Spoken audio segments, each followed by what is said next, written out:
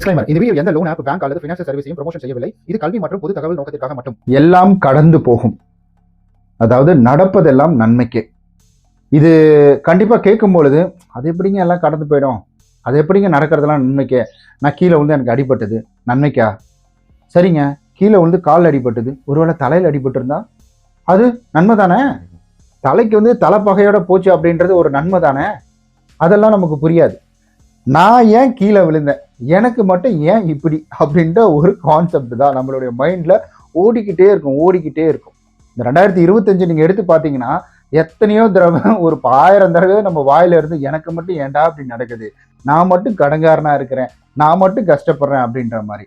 இப்போ நடப்பதெல்லாம் நன்மைக்கே அப்படின்றத நம்ம ஒரு விஷயம் புரிஞ்சுக்கணும். நீங்கள் தென்னாலிராமன் கதையை கேள்விப்பட்டிருப்பீங்க. ஸோ அந்த கதையில் நிறைய விஷயங்கள், அதாவது வந்துட்டு எல்லாம் நன்மைக்கே.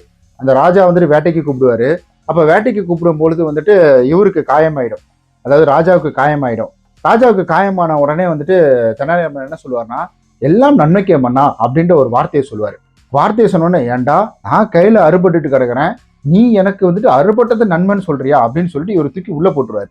ஜெயில், இவனை போய் சிறையில் அடிங்க, நான் வேட்டைக்கு போயிட்டு வந்து இவனை பார்த்துக்கிறேன் அப்படின்ற மாதிரி. அங்கே போகும்பொழுது, வேட்டைக்கு போகும்பொழுது மாட்டிப்பாங்க. ஒரு கரடி சம்திங் வந்துட்டு இவங்களை பிடிச்சிரும். ஸோ கரடி பிடிச்சிட்டு என்ன பண்ணோம்னா மூந்து பார்த்துரும். மூந்து பார்த்தோன்னா அடிபட்டு இருக்கு, காயம், அந்த ரத்தம் கிளாட் ஆகிட்டு இருக்கு அப்படின்ற ஒரு ஸ்மெல்னால அந்த கரடி என்ன பண்ணோம்னா மன்னர் எதுவுமே பண்ணாது விட்டுரும். விட்ட உடனே வந்துட்டு மன்னர் அடிச்சு பிடிச்சி ஒடையாருவார். ஒடையாந்த உடனே வந்துட்டு தெனாலிராமனை பார்க்க கீழே போவார். அப்போ வந்துட்டு இவர் சொல்லுவார், இந்த மாதிரி வந்துட்டு நீ சொன்னது ஓகே தான், நீ வந்துட்டு எல்லாம் நன்மைக்கேன்னு, எனக்கு காயம் பட்டது, அதில் வந்துட்டு பார்த்தீங்கன்னா என்னை தூக்கி வந்துட்டு கரடி சாப்பிட்ருக்கோம், ஆனால் எனக்கு இப்போ வந்துட்டு தப்பிச்சிட்டேன், கரடி வந்து அந்த ரத்தத்தை மூந்து பார்த்துட்டு விட்டுருச்சு அப்படின்னு மாதிரி சொல்ல, அப்போ இதுவும் நன்மைக்கு தான் மன்னா அப்படின்னு சொல்லக்கூட, நீ ஜெயிலில் இருக்கிய, உனக்கு என்ன நன்மை அப்படின்னு வந்து கேட்குறாரு. மன்னா, உங்க கையிலேயாவது அடிபட்டு இருக்குது, என் கையில் அடிபடல, அப்போ அந்த கரடி என்ன ஏதாவது ஒரு வழி பண்ணியிருக்காதா அப்படின்ற மாதிரி சொல்லி வந்துட்டு அந்த கதை அப்படின்றது முடியும். அப்போ நீங்க நல்லா உங்களுடைய லைஃப்ல நடந்த விஷயங்கள் எல்லாம் நோட் பண்ணி பாருங்க. தலைக்கு வந்து தலைப்பாக அப்படின்றது எதுக்கு சொன்னாங்கன்னா, தலைக்கு வெட்டுறது குறி வைப்பாங்களாம். அந்த வெட்டுறது குறி வைக்கும் பொழுது தலையில கட்டி இருக்கிற பாகை அப்படியே கொஞ்சம் இறங்குனதுனால அந்த பாகை, தலைப்பாகனா வந்துட்டு கேப் மாதிரி போட்டிருப்பாங்களா அந்த காலத்துல, அந்த பாகையில அடிச்சு வந்துட்டு கீழே வந்துருப்பாங்க. அப்போ ஜஸ்ட் மிஸ், தலைக்கு வந்தது தலைப்பாகையோட போச்சு அப்படின்னு சொல்லுவாங்க.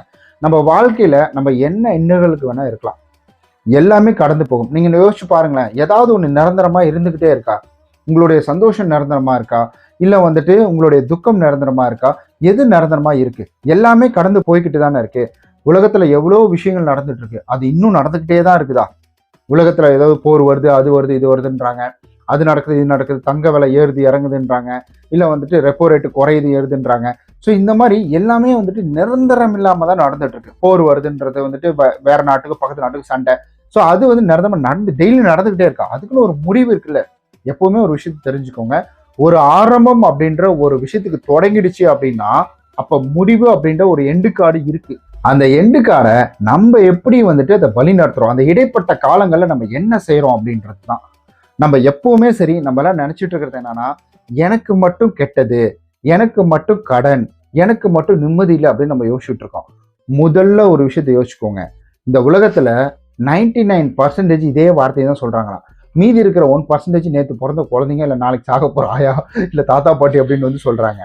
அதாவது 99% எனக்கு மட்டும் ஏன் இப்படி, எனக்கு மட்டும்தான் கஷ்டம் அப்படின்ற ஒரு ஃபீல்ல இருக்கக்கூடிய மக்கள்கள் தான் இருக்கிறாங்களாம். அப்ப நீங்க யோசிச்சு பாருங்க, அந்த 99% நீங்களும் ஒரு ஆள், நானும் ஒரு ஆள். இந்த புக்கெல்லாம் படிக்கிறதுக்கு முன்னாடி, ரெஃபர் எடுக்கிறதுக்கு முன்னாடி நானும் ஒரு ஆள் தான்.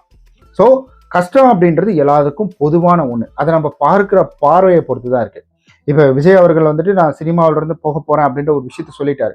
நம்ம லாங்ல இருந்து பார்க்கும்பொழுது நமக்கு தெரியும், அவருக்கு என்னப்பா 1000 கோடி 2000 கோடி சொத்து இருக்குது, அழகா வந்துட்டு ஒரு ஜாலியா சந்தோஷமா இருப்பாரு அப்படின்னு நம்ம யோசிக்கலாம். பட் இப்போ அவர் அரசியலுக்குள்ள வந்திருக்காரு. அதனுடைய தாக்கம் என்ன? அதுல இப்போ ரீசெண்டா வந்துட்டு ஒரு பிரச்சனை கூட வந்துச்சு. ஸோ அதுல கிட்டத்தட்ட ஒரு மாசம் கிட்ட வந்துட்டு வெளியே வராம இருந்தாரு. அப்ப இதனுடைய தாக்கங்கள்லாம் என்ன? அப்போ நம்ம அந்த இடத்துல இருக்கிறோம்னா அந்த இடத்துக்கான ஒரு இம்பாக்ட் கிடைக்குது. நம்ம வந்துட்டு இப்ப இந்த இடத்துல இருக்கிறோம், நம்ம சாதாரண மக்களா இருக்கிறோம், ஒரு செலிபிரிட்டி இல்லாம சாதாரண மக்களா இருக்கோம், அப்ப நமக்கான இம்பாக்ட் அப்படின்னு இந்த லெவல்ல தான் கிடைக்கும். அப்போ ஒரு பெரிய லெவலுக்கு போகணும்னா அதுக்கான இம்பாக்ட் வரும். அப்போ உங்களுக்கு ஒரு ஏதாவது ஒரு கெட்டது நடந்துகிட்டே இருக்கு அப்படின்னா நீங்க அந்த இடத்துல இருந்து ஏஞ்சி வா அப்படின்றாங்க. ஏன்னா அனுபவம் அதுதான். இப்ப நான் வந்துட்டு ஒரு தெருவுல போறேன், ஒரு 2 பேர் சண்டை போட்டுக்கிட்டு இருக்கிறாங்க, நான் என்ன பண்றேன், ஏங்க சண்டை போறீங்க அப்படின்னு சொல்றேன். நான் சண்டை போட்டா உனக்கு என்னடா பிரச்சனை, நீ முடிச்சு போடான்னு என்ன திட்டுறாங்க. அப்ப நான் கோவம் வந்து என்ன பண்றேன்னா அவங்கள்ட்ட சண்டைக்கு போறேன். ஸோ இப்போ பெரிய பிரச்சனையாயிடுது. இப்போ இந்த பெரிய பிரச்சனைனா ஸ்டேஷன் வரைக்கும் போயிடுது. போலீஸ்காரங்க வந்துடுறாங்க. அப்புறம் கேட்டு நீ போன்னு துரத்தி விட்டுறாங்க. இப்போ அடுத்தது நான் வந்துட்டு தெருவில் இறங்கி நடந்து போயிட்டு இருக்கிறேன் நான். அப்போ நான் என்ன பண்ணுவேன், இந்த மாதிரி சண்டை போடும்பொழுது அப்படியே ஒதுங்கி ஓரமாக போயிடுவேன். அதாவது அங்கே 2 அக்கா தங்கச்சி சண்டை போட்டுட்டு இருக்கிறாங்க அப்படின்ற மாதிரி நான் ஒதுங்கி ஓரமாக போயிடுவேன். ஸோ இது அனுபவம். இந்த அனுபவம் நடந்ததுன்னா நம்ம அவேர்னஸ் ஆயிடுவோம். நம்ம என்ன பண்ணிட்டு இருக்கோம், இந்த ஃபினான்ஷியல் நம்ம என்ன செஞ்சுட்டு இருக்கோம்னா, ஆல்ரெடி நம்ம போய் சண்டை போட்டு பிரச்சனையை எல்லாம் பண்ணிட்டோம். அக்கா தங்கச்சி அடிச்சிட்டு இருக்காங்களோ இல்லை அண்ணன் தம்பி அடிச்சிட்டு இருக்காங்களோ போயிட்டு பண்ணிட்டோம். அது என்ன ஆகுதுன்னா மறுபடியும் போய் அட்ரஸ் பண்றோம். அதே ஏன்பா சண்டை போட்டுட்டு இருக்கிற, பிரச்சனை பண்ணாத, விடு விடு விடு அப்படின்ற மாதிரி வந்து மறுபடியும் சொல்றோம். மறுபடியும் பிரச்சனை வருது. அப்ப யாரு மேல தப்பு? ஒரு அனுபவம் உங்களுக்கு நடந்திருக்கு அப்படின்னா, ஸோ இங்கே வந்துட்டு பேச்சுவார்த்தை ஸ்டேஷனை போச்சுன்னா பேசி சுமூகம் முடிச்சிருவாங்க. அதுவே இங்க வந்துட்டு அவங்களே வந்துட்டு ஏதாவது ஒரு நம்மளை தாக்குறதோ இல்லை நம்ம கிட்ட இன்னும் எக்ஸ்ட்ரீம் லெவலில் பிரச்சனை பண்றதோ அந்த மாதிரி சூழ்நிலை பண்ணாங்கன்னா அது என்ன ஆகும்? அப்ப நம்ம யோசிச்சு பார்க்கணும். ஒரு பிரச்சனை அப்படின்றது நடக்குதுன்னா அந்த பிரச்சனையில இருந்து வெளியில வர்றதான் பார்க்கணும். இப்ப எப்பவுமே இன்னொரு விஷயம் தெரிஞ்சுக்கோங்களேன். என்கிட்ட 2 செல்லு இருந்துச்சு. அந்த 2 செல்லு இருக்கும்பொழுது ஒரு செல்லுல எனக்கு வேலையே கிடையாது. அதாவது நான் ஆல்ரெடி வந்துட்டு ரியல்மி வச்சிருந்தேன் பார்த்தீங்களா, அந்த செல்லு எனக்கு வேலையே கிடையாது. நான் என்ன பண்றேன், அந்த செல்லை பாட்டுக்கு ஓரமா வச்சுட்டேன். நான் யூஸ் பண்ணவே இல்லை. அதுக்கப்புறம் என்னாச்சு, ஏன் சும்மாவே இருக்குது இந்த செல்லு தூக்கி கொடுத்துடலாமே அப்படின்ற மாதிரி கொடுத்துட்டேன். கொடுத்ததுக்கு அப்புறமேட்டுக்கு தான் எனக்கு நிறைய யூசேஜுக்கான ஞாபகமே வருது. ஓ இதை பண்ணியிருக்கலாமா, இப்படி எடிட் பண்ணியிருக்கலாமா, இல்லை வீடியோ ரெக்கார்ட் பண்ணி எடிட் பண்ணலாமா, இல்லை மொபைல் இப்படி காமிக்கலாமா அப்படின்ற மாதிரி நிறைய விஷயங்கள் ஞாபகம் வருது. ஒரு பொருள் இருக்கும்போது நமக்கு அந்த ஒரு ஐடியா, அந்த ஒரு அதை பற்றின வந்துட்டு ஒரு ஓகே இது நமக்கு ஒர்த்தான பொருள் அப்படின்றது கிடையாது. அந்த பொருள் இல்லாதப்ப தான் அதை பற்றி நம்ம யோசிப்போம்.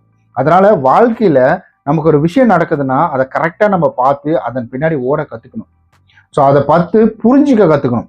அதை அப்படி பண்ணாமல் நம்ம என்ன பண்ணுறோம்னா இதை பார்த்து பயப்படுறோம், இதை பார்த்து வந்து நம்ம ஒதுங்கி போகிறோம். ஸோ இது எல்லாமே எல்லாருக்குமே நடக்கிற ஒன்று தான் அப்படின்றத நம்ம புரிஞ்சுக்கணும். ஸோ அதுக்காக தான் எது நடந்தாலும் நன்மைக்கு. இன்னைக்கு ஒரு 10,000 கடன் வாங்கி உங்களுக்கு யாருக்காவது கொடுத்து நீங்கள் வந்து பிரச்சனை இருக்கீங்கன்னா, நாளைக்கு யாராவது 1 லட்ச ரூபா கடன் வாங்கி கேட்டால் கொடுக்க மாட்டீங்க. நாளைக்கு யாராவது 10 லட்ச ரூபா சைன் போட சொன்னால் போட மாட்டீங்க. நாளைக்கு யாராவது எனக்கு கோஆப்ளிகேஷன் சைன் பண்ணால் போட மாட்டீங்க. இது நமக்கு ஒரு அனுபவம். ஏன்னா நான் கட்டாததுக்கு எனக்கு கிழிச்சியர் தான், நீ கட்டாததுக்கு எனக்கு புரட்டி எடுக்க மாட்டேனா அப்படின்ற நமக்கு ஒரு அவேர்னஸ் வரும். ஸோ இதுதான் ஒரு அனுபவம், நமக்கு ஒரு பாடம். அந்த பாடத்துல நம்ம கத்துக்கணும். மறுபடியும் வந்துட்டு அந்த தவறை நம்ம செய்யக்கூடாது. அதுதான். அப்போ இந்த 2025ல நீங்க என்ன வேணா பண்ணிட்டு போங்க. பிகாஸ் அது முடிஞ்சிருச்சு. Past is past. முடிஞ்சு போச்சு. அந்த பாஸ்ட் முடிஞ்சிருச்சு. அதை பத்தி பேசி அதை அட்ரஸ் பண்ணி அதுல எந்த வித வந்துட்டு பிரயோஜனமும் கிடையாது. அதை அட்ரஸ் பண்ணி ஞாபகத்துல வச்சுக்கணும். ஆனா நீங்க என்ன விஷயத்தை நம்ம மைண்ட்ல வச்சுக்கணும், அதுல முழுக்க நம்ம இந்த மாதிரி தப்பு பண்ணிட்டோமேன்னு வந்துட்டு அதை பத்தியே யோசிக்காம, நம்ம லாஸ்ட் இயர் இந்த மாதிரி தப்பு பண்ணியிருக்கோம், அதை இந்த வருஷம் பண்ணக்கூடாது, அதை மட்டும் தான் நம்ம மைண்டில் வச்சுக்கணும். ஸோ அதை விட்டுட்டு நம்மளாம் என்ன செஞ்சுட்டு இருக்கணுமா, அப்படி நடந்துருச்சு அப்படின்ற மாதிரி அதை பற்றியே யோசிச்சுட்டு இருக்கோம். அதை பற்றி நம்ம யோசிக்கவே கூடாது. அதில் இருக்கக்கூடிய அனுபவத்தை மட்டும் தான் எடுத்துக்கணுமே தவிர, அது ஐயோ இப்படி பண்ணிட்டா நான் இப்படி பண்ணியிருக்கலாம் அப்படி பண்ணியிருக்கலாம் அப்படின்றத முடிஞ்சு போன விஷயத்தை பற்றி யோசிச்சிங்கன்னா ஒன்றும் பிரயோஜனம் கிடையாது. உங்களுக்கு டைம் வேஸ்ட்டு. ஸோ சைக்காலஜி படி என்ன சொல்கிறாங்கன்னா, நம்ம ஒரு விஷயம் முடிஞ்ச விஷயத்தை பற்றி யோசிச்சுக்கிட்டே இருக்கிறோம்னா நமக்கு புதுசாக எந்த ஒரு சிந்தனையும் நம்மளுடைய மைண்டில் வராதான். ஸோ நான் படித்த அந்த புக்கில் வந்து போட்டிருந்தாங்க. ஸோ அந்த மாதிரி வந்துட்டு நம்ம கரெக்டாக ஒரு விஷயத்தை புரிஞ்சுக்கணும் அப்படின்றதுக்காக தான். ஸோ இந்த ஒரு வீடியோ 2025 முடிஞ்சிருச்சு. என்ன தப்பு பண்ணியிருந்தாலும் பரவாயில்ல. இந்த 2026 ரொம்ப சூப்பராக நம்ம வந்துட்டு ஈஸியாக ரொம்ப பர்ஃபெக்டாக வந்துட்டு கொண்டு போகலாம். அதுக்கு கண்டிப்பாக நம்மளுடைய வீடி தமிழ் சேனல் உங்களுக்கு சப்போர்ட்டாக இருக்கும். உங்களுக்கு ஏதாவது ஃபினான்ஷியல் தொடர்பான கேள்விகள் இருந்ததுன்னா கீழே வந்துட்டு சொல்லலாம். I'm not a financial advisor. So நான் இதையும் இங்கே வந்து அட்ரஸ் பண்ணிடுறேன். அதாவது நான் இந்த ஃபீல்டில் கிட்டத்தட்ட 8 வருஷம் இல்லை 9 வருஷம் ஆக போகுது. 9 வருஷம் இந்த ஃபீல்டில் நான் இருக்கிறேன். என்னுடைய அனுபவங்கள் அப்படின்றத உங்ககிட்ட நான் பகிர்ந்துக்கிறேன். ஓகே கைஸ், நம்ம நாளைக்கு இது போல வேற ஒரு பயனுள்ள வீடியோவில் சந்திக்கலாம். அதுவரை உங்களோட விடைபெறுவது உங்கள் விஸ்வநாதன். பாய்.